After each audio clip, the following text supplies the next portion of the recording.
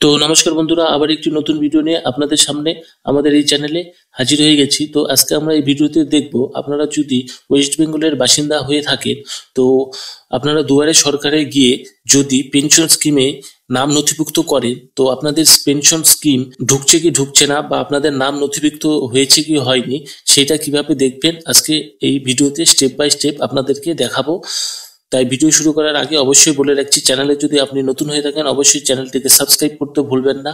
আর ভিডিওটি দেখে যদি আপনাদের ভালো লেগে থাকে অবশ্যই ভিডিওতে একটি লাইক করবেন। তো ওয়েস্ট বেঙ্গলে যেহেতু দুয়ারে সরকারে ক্যাম্প হয়, তো সেই ক্ষেত্রে আপনারা দুয়ারে সরকারে গিয়ে আপনাদের পেনশন স্কিমে নাম নথিভুক্ত করেন।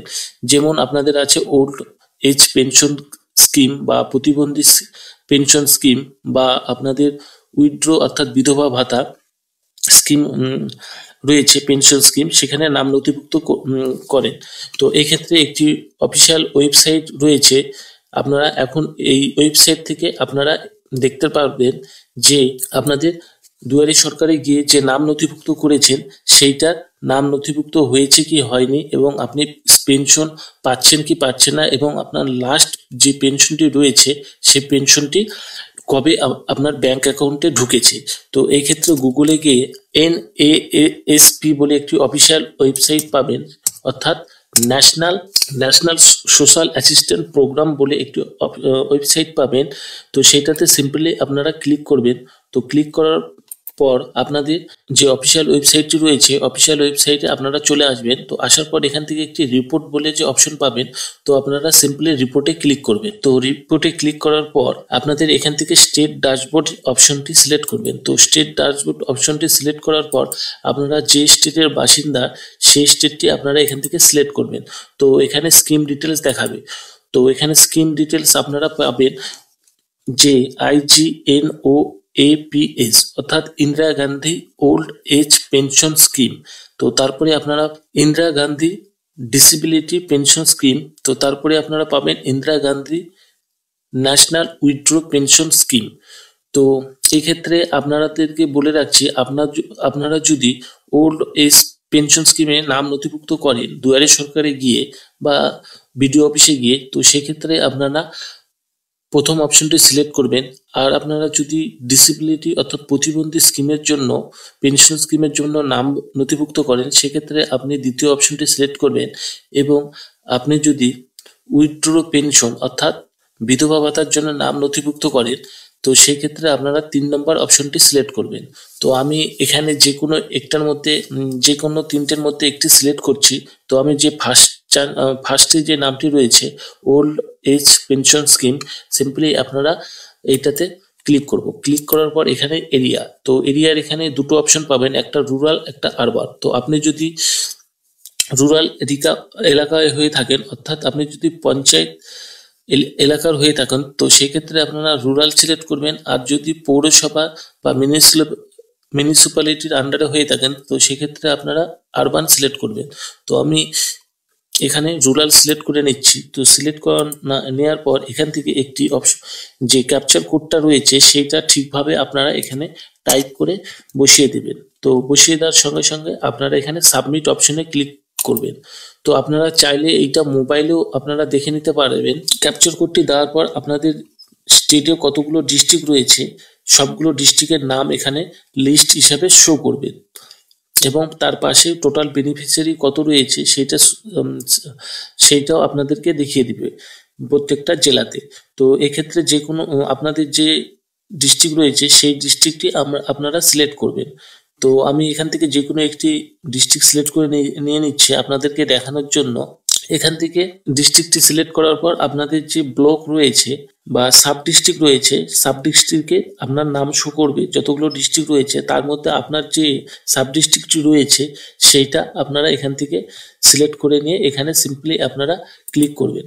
তো ক্লিক করার সঙ্গে সঙ্গে আপনাদের ওই সাব ডিস্ট্রিক্টের আন্ডারে আপনাদের কতগুলো গ্রাম পঞ্চায়েত রয়েছে তো আপনাদেরকে শো করবে। তো সেখান থেকে আপনাদের যে গ্রাম পঞ্চায়েতটি আপনারা সেখান থেকে সিলেক্ট করে নেবেন। তো আমি যে এখান থেকে একটি গ্রাম পঞ্চায়েত সিলেক্ট করে নিচ্ছি, কারণ আমাকে এখানে গ্রাম পঞ্চায়েত এলাকার দেখাচ্ছে। যেহেতু আমি এখানে রুরাল এলাকা সিলেক্ট করেছি, সেহেতু আমাকে গ্রাম পঞ্চায়েত এখানে শো করছে। তো আমি এখান থেকে যে কোনো একটি গ্রাম পঞ্চায়েত সিলেক্ট করে নিলাম। তো এখানে সিলেক্ট করে নেওয়ার পর আপনাকে এখান থেকে দেখিয়ে দেবে যে আপনার ওই গ্রাম পঞ্চায়েত এলাকায় কতগুলো রয়েছে বেনিফিশিয়ারি রয়েছে, সেইটা আপনারা এখান থেকে নাম, তাদের বয়স কত রয়েছে এবং তার বাবার নাম সেইটাও দেখে দেবে। এবং আপনাদের যে সেকশন অর্ডার নাম্বার, অর্থাৎ আপনাদের যে একটা অর্ডার নাম্বার দেয়, সেই সিম্পলি আপনারা অর্ডার নাম্বার এখানে দিয়ে দিবে। তো আপনারা এখান থেকে আপনাদের যে নাম রয়েছে সেইটা আপনারা যদি ফাইন্ড করতে চান, তো সেই ক্ষেত্রে এখানে ডান দিকে একটি সার্চ বলে অপশন পাবেন। তো আপনারা এখান থেকে সার্চ অপশনে ক্লিক করবেন। তো আমি এখান থেকে যে কোনো একটি সার্চ অপশনে একটি নাম এখান থেকে বেছে নিয়ে সিলেক্ট করছি। তো আমি এখান থেকে দেখুন, আমি এখানে তিনটা অক্ষর দিতেই JBRI, তো এখানে প্রথমকার ফার্স্টের সঙ্গে ম্যাচ করার সঙ্গে সঙ্গে তো একটি নাম এখানে শো করছে, যেটার প্রথম অক্ষর BRI রয়েছে।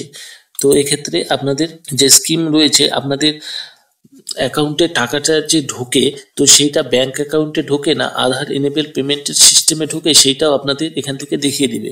তো এখানে তার স্কিমের যে নাম নথিভুক্ত রয়েছে সেইটাও দেখিয়ে দিবে। তো এখানে দেখুন যে আমি যেইটা সিলেক্ট করেছি সেইটা ব্যাংক অ্যাকাউন্টে টাকাটা ঢোকে। এখানে আপনি দেওয়ার পর আপনাদের সিম্পলি এখানে যে অর্ডার নাম্বারটা রয়েছে, অর্ডার নাম্বারে আপনারা ক্লিক করবেন। ক্লিক করার সঙ্গে সঙ্গে আপনাদের সামনে একটি নতুন ওয়েব পেজ চলে আসবে।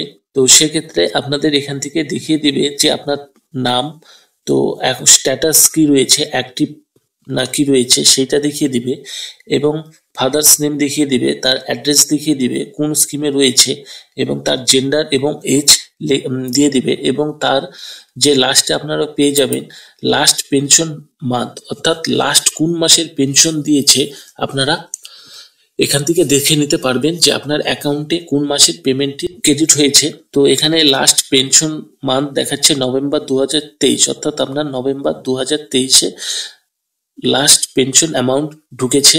তো এইভাবে আপনাদের অ্যাপ্লিকেশনটি দেখতে পারবেন। যদি আপনারা ওয়েস্ট বেঙ্গলের বাসিন্দা হয়ে থাকেন, অর্থাৎ দুয়ারে সরকারে গিয়ে আপনারা অ্যাপ্লিকেশন করে থাকেন, তো আপনারা যদি আপনাদের অ্যাপ্লিকেশন কোন পর্যায়ে রয়েছে সেইটা যদি না দেখতে পারেন, তো আপনারা আমি যেভাবে স্টেপ বাই স্টেপ আপনাদেরকে দেখালাম কিভাবে আপনারা দেখতে পারবেন, প্রত্যেকটা স্টেপ ফলো করে নিয়ে আপনারা দেখে নিতে পারবেন আপনাদের নাম নথিভুক্ত হয়েছে কি হয়নি। তো আপনারা যদি আলাদা আলাদা স্কিমে নাম নথিভুক্ত করেন, তো সেক্ষেত্রে আপনারা আপনাদের যে স্কিমটা শুধু এখান থেকে স্কিম রয়েছে, তো এইটা আপনারা চেঞ্জ করে নিয়ে আপনারা আপনাদের নামটি দেখতে পারবেন। তো আজকের ভিডিওটি ছিল এই পর্যন্তই। ভিডিওটি আপনাদের কেমন লেগে থাকলো অবশ্যই কমেন্ট করে জানাবেন, এবং চ্যানেলে যদি নতুন হয়ে থাকেন চ্যানেলটিকে সাবস্ক্রাইব করতে ভুলবেন না, কারণ আমরা এই ধরনের ভিডিও আমাদের চ্যানেলে ডেলি নিয়ে আসি। আমরা নেক্সট ভিডিও নিয়ে আবার আপনাদের সামনে হাজির হয়ে যাব। ধন্যবাদ।